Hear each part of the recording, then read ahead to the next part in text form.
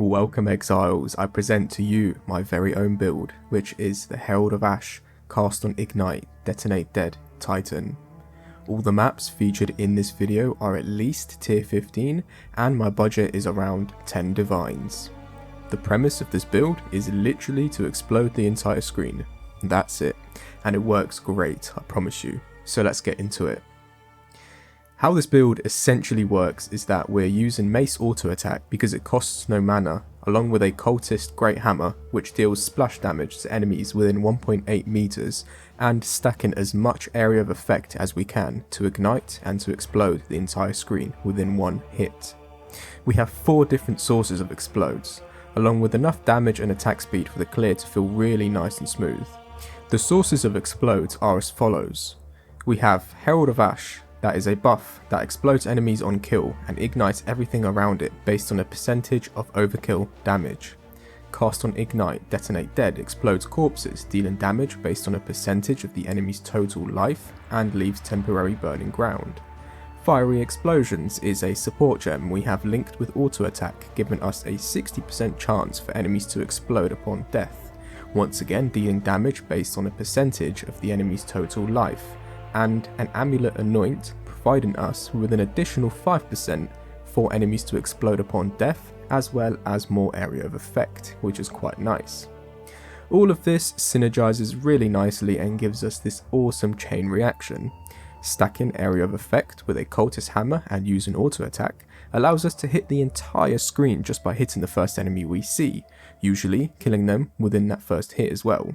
That explodes and ignites all enemies killed thanks to the Herald of Ash, and then we have a 65% chance for those enemies to also explode and deal a percentage of their total life as AoE damage. And because everything is also now ignited, we proc Cast on Ignite, Detonate Dead to further cause explosions of corpses and finish off any remaining enemies. Rinse and repeat this process while running around maps, and that is literally the whole build. It's simple, effective, fun to play, and most importantly, strong.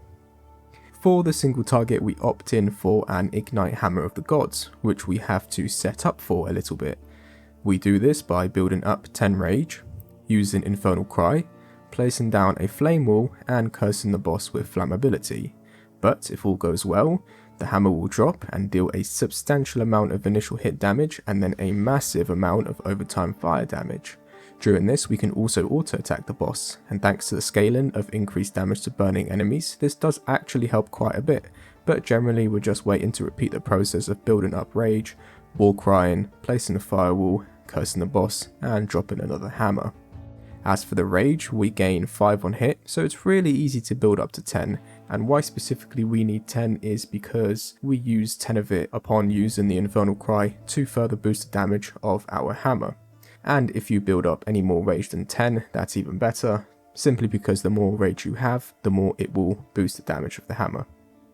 The flame wall is pretty simple, and it's just there to guarantee that the boss is ignited, as flame wall has a 100% chance to ignite, whereas our auto attacks do not, and we can't proc Herald of Ash either. And because we scale into increased damage to burning enemies, we want to guarantee that the boss is burning before we drop the hammer. Flammability is self-explanatory as it decreases the boss's fire resistance, therefore providing more damage. As for the survivability of this build, you can see I have high life, armor and block, as well as life gain on kill. I really wanted to include max res as well, but I found it really difficult to do with all the other stuff. As you can see, I don't even have block cap, which I would have really liked to have, and it's definitely achievable to get, probably from jewels and more levels, but I couldn't do it as I wanted to prioritise getting more damage before block cap. And I know that block cap is technically more damage because of this node, but I've tested it and I've got more damage out of going for pure damage nodes, such as more fire damage. I'm now going to go over my skill links quickly. So for Mace Strike, we have Fiery Death, which is a support mentioned previously, gives us a 60% chance for enemies to explode on death if they are ignited, which they always are. Then Primal Armament for more weapon elemental damage, Close Combat for more attack damage when you're up close to enemies, and we always are, Martial Tempo for more attack speed, and Heft for more maximum physical damage. Then we have Herald of Ash with Cannibalism for life sustain, Clarity for mana sustain, and Magnified Effect for more AoE. Cast on Ignite linked with Detonate Dead, Spell Echo, so that Detonate Dead is cast an additional time and also has even more area of effect. Impetus for increased energy, and Energy Retention for a chance to refund half their energy cost. Next up, Hammer of the Gods with Fist of War. This makes it so it deals 20% more damage every 6 seconds, and since it has such a long cooldown, this is basically always, so it's like a flat 20% increased damage, which is nice. Fire Infusion, extra fire damage. Conk Effect for more area damage but less area of effect, but we don't care about area of effect on Hammer of the Gods since it's just a single target. We just want as much damage out of it as we can. And lastly, Eternal Flame, so that the ignite lasts longer on the boss. Next up, Infernal Cry, we have Raging Cry, then we have Premeditation and Enraged War Cry. Flammability linked with increased effect of curses, then a quicker eruption and more cast speed. Flame Wall with more skill effect duration and mobility. Shield Charge with Ingenuity, Elemental Focus and Rage, and then Leap Slam with Holy Descent. Going over my tree a little bit, this is by no means the most optimized version, it's just what I ended up with and I'm quite happy with. I did spend millions of gold refunding and trying out different stuff, and this is just what works for me the best. And I also won't be going over it in the order that these nodes should be picked up. I'm just going to tell you why I have what I have. And starting out, just in this section generally, it's just more melee damage and a bit of area of effect. And then up top here, we have increased fire damage, a bit of fire pen, and magnitude of ignites. And on the left, we have increased damage against burning enemies with a bit of fizz as extra fire. And then also up top, we have more of the similar stuff, just more fire damage, more elemental damage, increased damage against ignited enemies, and the increased ignite duration. And then lower down, once again, we have even more area of effect, along with a little bit of area damage. Going down here, we pick up a Jewel Socket and Resolute Technique. It's quite nice to have because we don't deal critical strikes, so we don't care about that, and we never have to worry about accuracy since our hits can't be evaded. Going down further a little bit, we also have Lasting Trauma, which once again, magnitude of ignites and duration of ignites. And then on the right side here, we also have more strength, and we are stacking strength on this build for a couple of reasons I'll mention a bit later. More armor here and defense against crit, which is quite nice. More area of effect from Devastation, and then we pick up some block over here, and Lay Siege, which gives us increased damage per chance to block, and since we have a lot of block, that's quite nice. Going back over here to the left side, we also pick up Avatar of Fire, which converts all of our damage to fire damage, and then above it picking up more Fire Pen, more increased magnitude of ignites, more chance to ignite, and more damage against ignited enemies. And then going down here, we pick up even more strength with Brute Strength, gives us 1% increased damage per 15 strength. Giant's Blood, which allows us to have a shield with our Cultist Hammer, but it also triples the attribute requirements of the weapon. And the Expert Cultist Hammer has a requirement of 212, so that's well above 600 strength needed to wield this thing, and that's why we stack a lot of strength. And that's also why we travel all the way down here for these nodes, so we can pick up a bunch more attributes and reduced attribute requirements, and we also get more damage for our lowest attributes. Then we pick up Iron Reflexes for more armor, even more area of effect over here, and going up to pick up a Jewel Socket, and then a bit more fire damage and duration of ignite on enemies. And along the way, I think I forgot to mention some more Jewel Sockets. We have 5 in total, so 1, 2, 3, 4, and 5. And for the jewels, if you're curious, what you want is try and get 1 rage on melee hit for each one. So with 5, that's 5 rage on melee hit, which is quite nice. You must have 15% increased magnitude of ignites you inflict on each one.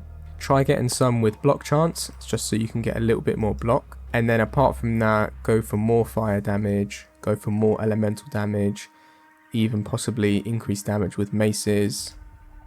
You could even go for more armor if you wanted to, or increase global defenses, or increase global physical damage, just anything that's useful really.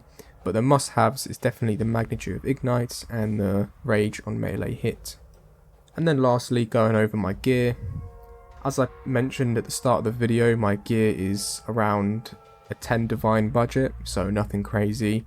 The most expensive part of it was the Invictus Grand Regalia.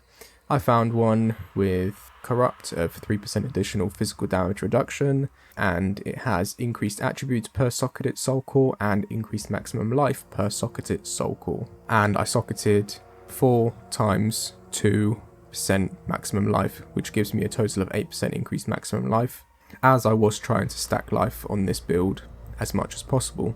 So this cost me about 2 divines. Then this amulet also cost me about 2 divines. It has a ton of life on it, and it has spirit, which is needed. You need at least 15 spirit on the amulet, and if you don't want it on an amulet, then you have to socket 15 spirit into the weapon with a soul core, but that's quite expensive, so I opted in for the 35 spirit here, plus 3 levels of all melee skills, just a bit more damage, and strength.